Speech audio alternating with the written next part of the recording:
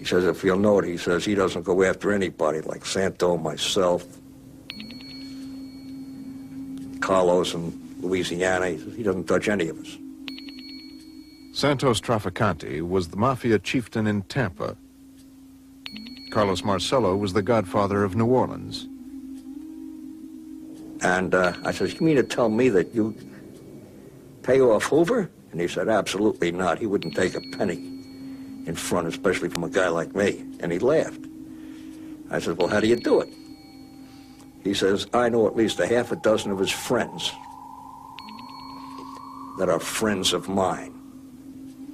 And he went like this to show like quotes. He says, and they take pretty good care of me. But Hoover's gambling and his dubious friendships never tarnished his image. To the public, Hoover was a real-life hero.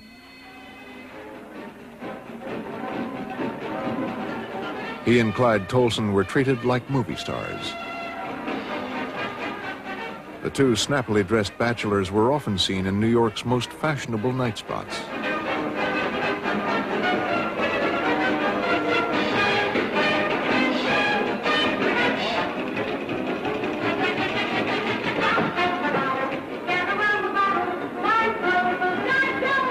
One of their favorite hangouts was the Stork Club, managed by Sherman Billingsley, who used to place illegal bets for them. It was here one New Year's Eve that Hoover and Tolson betrayed the secret they shared, a secret that could have destroyed Hoover's reputation and his career. Well, it was a wonderful night at the Stork Club. It was New Year's Eve, 1936, and I was the only woman at the table. Louisa Stewart, a famous model, and her boyfriend Art Arthur had been invited to join Hoover and Tolson at Walter Winchell's table. We all had on those crazy hats and the things you blew, and at one point I'm pointing a toy gun at Hoover, who has his hands up, and it was just a great night.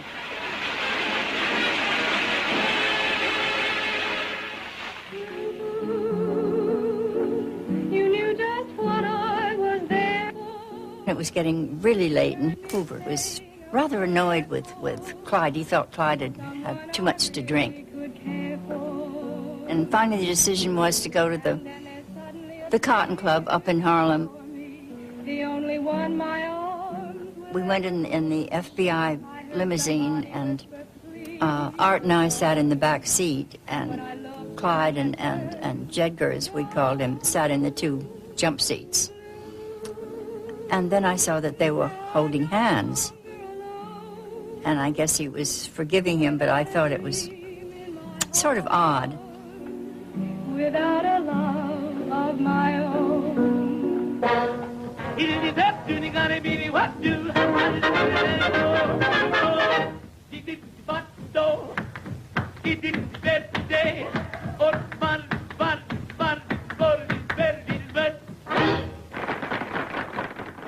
I remember the Cotton Club that night very well, because there were a couple there who were black and white dancing together. And that made Hoover furious. And then Clyde, who was still pretty drunk, said, well, he'd like to dance with Hoover, which we all thought was very funny. Well, we left, finally, and in the taxi going home, then Art said to me, it's common knowledge that they're queer, that they're fairies. Those are the terms used in those days. But he said, we don't talk about it. Whether we like it or not, it's always been true that a public man's private sex life makes him vulnerable. Hoover knew this. He would eventually seek out one of the most distinguished psychiatrists in Washington to ask for advice and help, because he was so terrorized by his own sexuality. What was he, as director of the FBI, to do about these urges that he had? In Washington, D.C., police detectives were picking up intelligence about Hoover's private life. Guy Hoddle was a retired or fired agent. He was an alcoholic. And Hartle would, every time he had a few drinks, he would tell stories about parties that went on in J. Edgar Hoover's house when that there were sex parties there, no girls.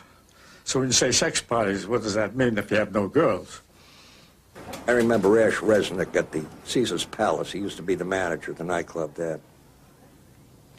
He told me that Meyer Lansky had some pretty strong evidence that Hoover and Tolson were both homosexuals. When he was asked what that meant, he said that Lansky had obtained photographs of Hoover in a compromising situation with Clyde Tolson. One man who actually claims to have seen such photographs is Gordon Novell, a controversial figure with connections to the intelligence community. Novell, who had worked for the White House in the early 1960s, became involved in a complicated legal action which the White House wanted him to pursue, but which Hoover wanted dropped.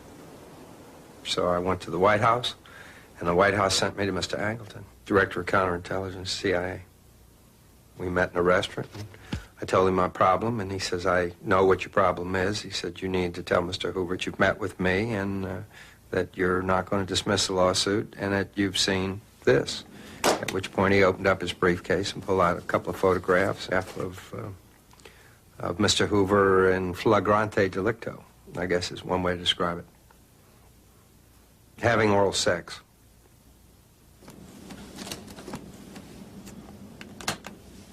This testimony does not stand alone. I talked to a former regular officer in the OSS, that's the predecessor of the CIA, who said that after the war, he went to dinner with other OSS American intelligence colleagues, and that after dinner, when over the brandy stage, when conversation turned to the private lives of public people, his host went out of the room and then came back with a photograph. And this was passed around the table, and the photograph showed two men, Hoover and Tolson, engaged in homosexual activity. In New Orleans, where the CIA and the Mafia had sometimes collaborated, Mafia Don Carlos Marcello told Gordon Novell that he too had seen a photograph. I had volunteered the information that I had seen a picture of Mr. Hoover in performing oral sex, and he said that he had seen it too, and that had been used to keep the FBI, but not the Justice Department, off the back of the mob. Meyer Lansky had some pretty heavy stuff on Hoover, that he was a homosexual, without any question, and he'd shove it to him if he ever had to. Irving Resnick said Lansky was the guy who controlled the pictures, and he had made his deal with Hoover to lay off. That was the reason that for a long time we had nothing to fear from the FBI.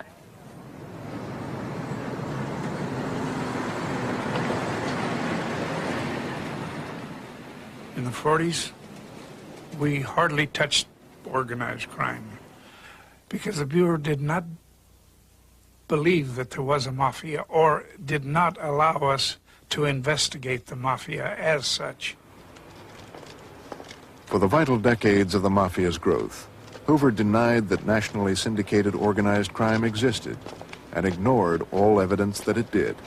There wasn't one mention of the Mafia. There wasn't one mention of organized crime activities during the training course that I and all other brand new FBI agents went through in Washington.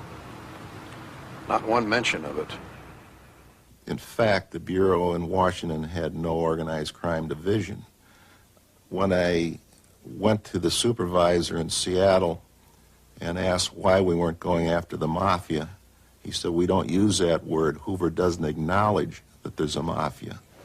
Mr. Kennedy, do you expect to delve into any particular fields when you take over as Attorney General? Well, I think that there are a number of different areas and where action is needed. I think that in the field of organized crime, I think it's a very serious situation that's facing the country at the present time. Before the Kennedys, the mob had literally been getting away with murder. He says, if you'll note, he says he doesn't go after anybody like Santo, myself,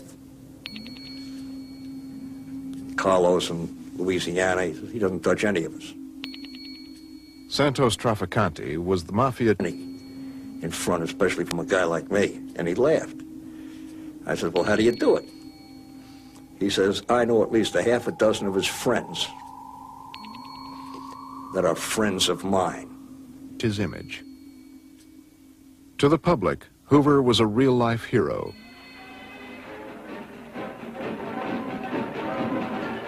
He and Clyde Tolson were treated like movie stars. Chieftain in Tampa. Carlos Marcello was the godfather of New Orleans. And I said, you mean to tell me that you pay off Hoover? And he said, absolutely not. He wouldn't take a penny. And he went like this to show like quotes. He says, and they take pretty good care of me. But Hoover's gambling and his dubious friendships never tarnished